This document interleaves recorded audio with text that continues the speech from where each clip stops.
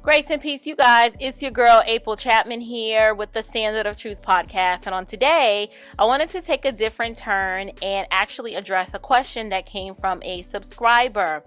The question has to do with the topic of tithing. And briefly, I'm going to go ahead and read the question, and then I'm going to share with you my response, as well as provide you some biblical admonitions so you will know what to do if you're unsure about what the Bible teaches about the topic of tithing and the implications for the New Testament Christian. So the question is, what would be your reaction or response to a pastor making the statement, quote, from someone that if you don't tithe, we've made money our master, and that we have greed in our hearts? So here was my response. I said, I would argue that this pastor teacher has a fundamental misunderstanding of what tithing actually is. He has failed to study the Old Testament to know and understand what the tithe was and who it was for. Tithing was never money, and tithing was never a command for anyone other than the nation of Israel. We can't apply the standard of tithing and make it a command for the New Testament Christian. Instead, I could see him making an argument and saying, if you fail to give, you are making money your master. Hoarding and failing to give could indicate a lack of trust in God to provide. Giving and tithing are not the same. We are to give cheerfully and willingly and generously as the Lord has purposed in our heart. There is no specific percentage, nor is a believer in sin if they give 5% this week and 15% next week and then 10% the week after that. We sow as we have prospered, and no one should be attempting to bind the conscience of another believer. Many times, pastors use tithing as a way to guilt their members into giving because they are the ones who don't trust God. They believe that if the church truly learned the truth, that giving would go down. They are the ones who lack faith, and money might actually be their master. And so the reason why I answered the question this way, I should have probably first asked, what did the pastor mean, when he referred to tithing? Because a lot of times tithing can be used as a catch-all phrase for just offering, just giving to the work of ministry, right? So I probably should have asked, okay, is he really referring to tithe as a tenth of earnings? Or if he was just using it as a general term for giving. So that probably should have been the first question I should have asked. Because if the pastor was indeed saying that if you're not giving 10% of what you earn, then money might be your master. And that you, let me go back to the quote, and that you've got greed in your heart. If he was indeed saying that, unfortunately, that pastor is in error. And this is why I believe it's important to, one, have a plurality of elders when it comes to church ecclesiology or church polity.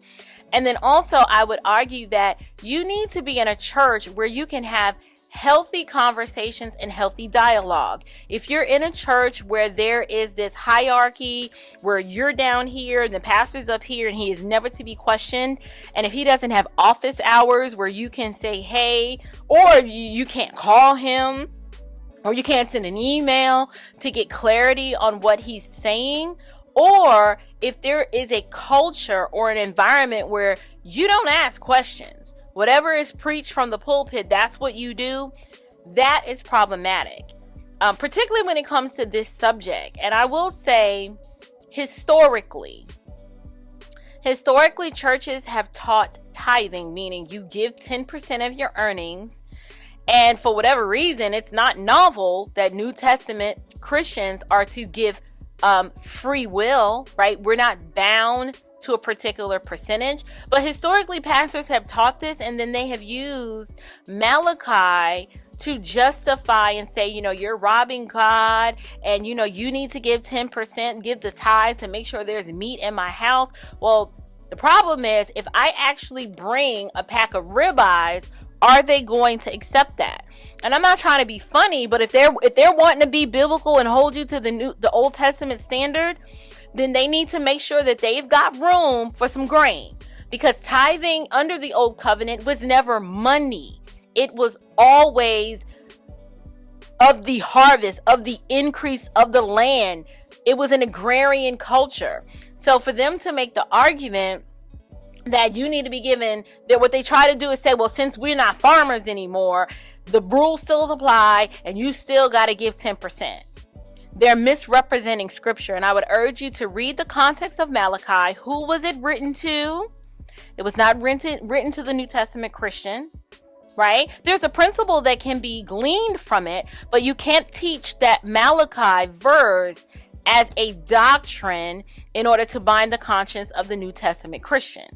What you should be doing is, one, taking them to the New Testament, and the Apostle Paul lays out that on the first day of the week, you should set aside a sum of money, right? Based on how the Lord has prospered you. Let's say if you get paid weekly, right? Okay, I just got paid. I'm going to purpose in my heart to give, right, to the work of the ministry. I am a member of this local congregation, and in this local congregation, there are needs, and those needs might vary. Those needs could be, you've got some widows and some orphans that you're taking care of. It could be some prison ministries that you guys give to. It could be foreign missions. It might be some Christians on the other side of the world that your church has committed to making sure that they have the things that they need. There's also domestic missions, and then there's also making sure that those who labor full-time in ministry be compensated for their time. They have families. There's a whole host of needs that a ministry might have, and that is the whole purpose of them taking up a collection for the Jerusalem church, as we saw in Corinthians. We also saw in Acts, they took up a money. We see how Paul is commending, the church in Macedonia and how they were giving so generously. Some of them didn't even have it to give, but they just wanted to give because it flowed from their heart position toward the other Christians. So the first thing I would say when it comes to tithing, there is no specific amount. We give cheerfully, willingly, joyfully. We don't give under compulsion. We don't give reluctantly. But what we do is we're intentional about our giving. And that might mean one week you're doing 20%. And then it might mean the next week you're doing 5%. And it might mean the next week after that you're doing 15%. But the thing about it is, Christians need to understand the difference between Old Covenant and New Covenant.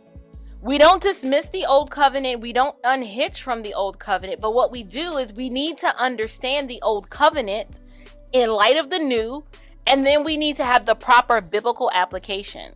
So here's what I would say. When I told that subscriber that it's probably his church or his pastor that is the one that truly doesn't trust God, and that their Lord is money, is because if they knew that, if they unleashed the laity and actually told them, listen, give whatever you want, then in some cultural context, I'm going to go ahead and go on record and say it. If I offend you, you'll be okay. But I can only speak from my cultural position. You tell black folks that they can give whatever they want. It is a high possibility they may not give. However, believers who've been born again, we rise above our culture because we are members of a new race. We are a new race unto ourselves. We are a royal priesthood, right? You have the priesthood of the believer, and we've been given new hearts. So however culturally, right, our people might be, we don't act that way, because if we know there is a need, if a ministry has a need, we're going to give. We want to see the work of God move forward. We want to help God's people because we want to do good to those in the household of faith. And so I would say that a lot of pastors could really bolster trust with their congregation, and wouldn't always be looked at with a level of distrust and suspect if they just taught what the Bible taught.